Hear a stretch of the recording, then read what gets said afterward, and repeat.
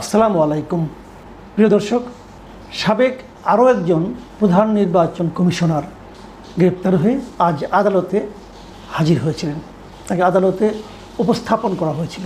তিনি হচ্ছেন হাসিনা আমলের সর্বশেষ সিইসি, মানে 2024-এর 7 জানুয়ারিতে যে বিখ্যাত আমি এবং ডামির নির্বাচন হয়েছিল বলে বলা হয়, সেই আমি এবং ডামির নির্বাচনে যিনি প্রধান কারিগর ছিলেন মিস্টার হাবিবুল আওয়াল, তাকে আদালতে উপস্থাপন করা হয়েছিল।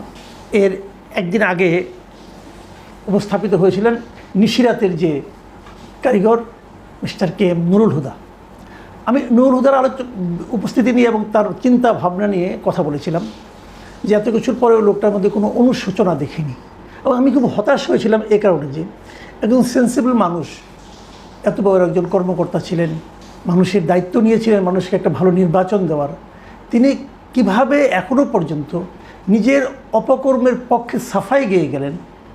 এবং এই যে নিজের অপকর্মের পক্ষে সাফাই গেয়ে যাওয়া, এর মাধ্যমে উনি কিন্তু কোনো ব্যক্তির কাছে কারো কাছে মিনিমাম সম্মানিত হননি, বরঞ্চ তার প্রতি ঘৃণা আরও বেড়েছে।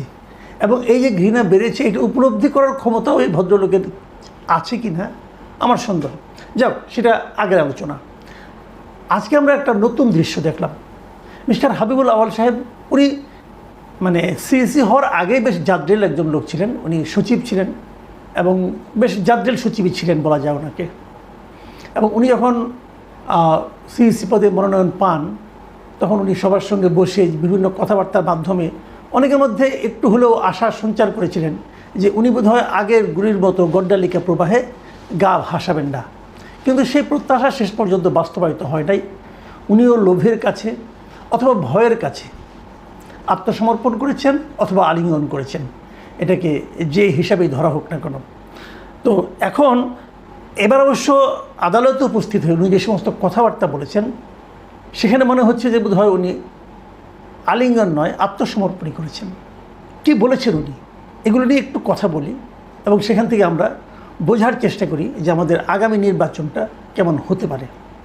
এটা নিয়ে আমি যে রিপোর্টটা ডেইলি স্টার থেকে একটা রিপোর্ট নিয়েছি, এটা শিরোনাম হচ্ছে এত ভয়ঙ্কর নির্বাচন হবে জানলে দায়িত্বই নিতাম না, আদালতে হাবিবুল আওয়াল। মানে উনি আদালতের কাছে বলেছেন যে এই নির্বাচনটা যে এত খারাপ হবে এটা বুঝলে উনি নাকি দায়িত্বই নিতেন না। তো ওনার এটা আমার কাছে মনে হয়েছে একটা 100% নির্জলা মিথ্যা কথা। এটা যে ভয়ঙ্কর নির্বাচন হবে এটা কে না জানতো। উনি এত জ্ঞানী একজন লোক, উনি এটা কেন জানতেন না, এটা ভেবে আমি আসলে বিস্মিত হচ্ছি। না জানার কি আছে? যখন উনি দেখলেন যে কোনো রাজনৈতিক দল নির্বাচনে এলো না, যখন উনি দেখলেন শেখ হাসিনা বলল যে আমার দলই নির্বাচন করবে, সবাই আমার দলের সবাই নির্বাচন করবে, মানে দামি প্রার্থীও আমার, নৌকার প্রার্থীও আমার, যখন এগুলি হলো, তখন উনি বুঝতে পারেন না এটা ভয়ঙ্কর হবে না কি প্রতিযোগিতামূলক হবে। উনি বুঝতে পারেন নাই। এত কম বুদ্ধি নিয়ে উনি দলের সচিব ছিলেন কীভাবে। যাই হোক, উনি আবার কথা বলেন কিন্তু খুব সুন্দর। আমি বিভিন্ন সময় দেখেছি উনি কিন্তু মানে ওনার কিন্তু বাক চাতুর্য বেশ চমৎকার, সুন্দর করে গুছিয়ে স্মার্টলি উনি কিন্তু কথা বলতে পারেন। সেই তার স্মার্টনেসেরই মানে প্রকাশ ঘটাতে যে উনি যে একটা নির্জলা মিথ্যা কথা বলেছেন এবং যে মিথ্যাটা কারো কাছেই গ্রহণযোগ্য হবে না, এটা আসলে উনি কেন বুঝতে পারলেন না আমি বুঝতে পারলাম না। যা হোক, এখানে উনি কয়েকটা কথা বলেছেন যে কথাগুলো আমি মনে করি খুবই গুরুত্বপূর্ণ। সেই গুরুত্বপূর্ণগুলো আমি আলাপ করি। যেমন ওনাকে এই কথাই, যে কথাটি এখন এইমাত্র আমি বললাম আর কি, যে ভয়ঙ্কর নির্বাচন, তখন এটা জেনে ওই আদালতের যিনি বিচারক ছিলেন তিনি কিন্তু প্রশ্ন করেছেন যে আপনি যদি নির্বাচনের আগে যে অবস্থা আপনি দেখছেন, দেখার পর তাহলে আপনি পদত্যাগ করলেন না কেন? আমি কিন্তু সবসময় এই কথাটাই বলি, যারা নির্বাচনে দায়িত্ব নেন তারা যদি নিজের মতো করে একটা নির্বাচন পরিচালনা করতে না পারেন, যদি বুঝেন যে প্রশাসন আমাকে হেল্প করবে না, সরকার আমাকে হেল্প করবে না, তাহলে তো আপনার তো পদত্যাগের একটা অপশন আছে।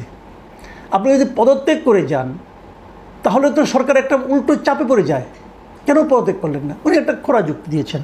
উনি বলছেন যে আমার এক বন্ধু আমাকে জিজ্ঞাসা করেছিল এই যে তুমি পদত্যাগ মানে কেন করলে না। উনি বলছেন যে এই অবস্থায় পদত্যাগ করা সম্ভব ছিল না। কেন সম্ভব না হওয়ার কী আছে? সম্ভব না হওয়ার কী আছে ভাই? কাগজে লিখে দেবেন যে এই অবস্থা যে নির্বাচন হচ্ছে, এই নির্বাচন জনগণের প্রত্যাশা মেটাতে পারবে না, কাজে এমন নির্বাচন পরিচালনা আমার পক্ষে সম্ভব না, শেষ। তাহলে আপনি কিন্তু আজকে হিরো হয়ে থাকতেন। কিন্তু যে লোভ, 2 বছর হয়েছে, আরও 3 বছর সামনে আছে, বড় বেতন, নানা ধরনের সুযোগ সুবিধা, দামি গাড়ি চড়ার ব্যবস্থা, পরিবারের জন্য নানা রকম অর্থনৈতিক সুযোগ সুবিধা, হয়তো ওনার আগে অনেক কিছু ছিল, তারপরে আরও বেশি পেলে কে ছাড়ে? ওনারও সেই মানসিকতায় কাজ করেছিল, কাজেই লোভটা ছিল ভাই। আপনি এখন ওই বড় বড় কথা বলতে কোনো লাভ নাই। যাই হোক, তবু উনি বলেছেন, তবে উনি কিছু কথা বলেছেন, এই আত্মোপলব্ধিগুলি আমার মনে হয় যে একটু উচ্চারণ করা দরকার। যেমন উনি বলেছেন, উনি এর আগে নির্বাচনগুলির কথা বলেছেন। উনি বলেছেন যে 72-এর সংবিধান প্রণয়নের 3 মাসের মাথায় অনুষ্ঠিত 1973 সালের নির্বাচনে আওয়ামী লীগ 293টি আসন পায়। সেই নির্বাচনও সুষ্ঠু ছিল না, 73-এর নির্বাচনটা সুষ্ঠু ছিল না। এটা হলো হাবিবুর আওয়ালের উপলব্ধি। আমার জানতে খুব ইচ্ছা করে, এই কথাটা কি উনি শেখ হাসিনাকেও বলতে পেরেছিলেন, নাকি এখন কাঠগড়ায় দাঁড়িয়ে ওনার উপলব্ধিটা হলো?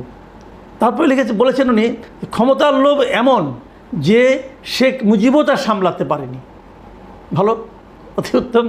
96 সালে আওয়ামী লীগ তত্ত্বাবধায়ক সরকারের জন্য আন্দোলন করে, পরবর্তীতে তারাই আবার দলীয় সরকারের অধীনে নির্বাচন দিতে সংবিধান সংশোধন করে। মানে উনি এটি বোঝানোর চেষ্টা করছেন যে ক্ষমতার লোভটা বড় খারাপ, এবং যারা নাকি ক্ষমতায় যায় তারা ক্ষমতায় টিকে থাকার জন্য নৈতিক অনৈতিক কোনো কিছুরই কোনো পরোয়া করে না, যা দরকার না তাও করে, যা দরকার সেটাও করে। তো এইভাবে যেন উনি ব্যাখ্যা দিচ্ছিলেন, মানে বোঝানোর চেষ্টা করছিলেন নিজের অবস্থানটা, তখন ওখানে যারা পাবলিক প্রসিকিউটর ছিলেন তিনি উত্তেজিত হয়ে যান এবং বলেন যে হাবিবুল আওয়াল সাহেব নিজেকে জাস্টিফাই করছেন, তার এই সমস্ত বক্তব্য দেওয়ার সুযোগ নাই। তখন আবার ওই যে হাবিবুল আওয়াল সাহেব তার সেই বহুল পরিচিত স্মার্টনেস শো করে বলেন, জাস্টিফাই না করতে দিলে রিভলভার দিয়ে গুলি করে মেরে ফেলেন। এগুলো না আগেও বলেছেন, নানা রকম কথাবার্তা, মানে চমক সৃষ্টিকারী কথাবার্তা। তবে এখানে আমি একটা কথা বলি, পাবলিক প্রসিকিউটরের এই যে উত্তেজিত হয়ে যাওয়া এবং কোনো কিছু দেওয়ার মানে জাস্টিফিকেশন দেওয়ার সুযোগ নাই, হ্যান নাই তেন নাই, এগুলো বলাও না আমি কোনো মনে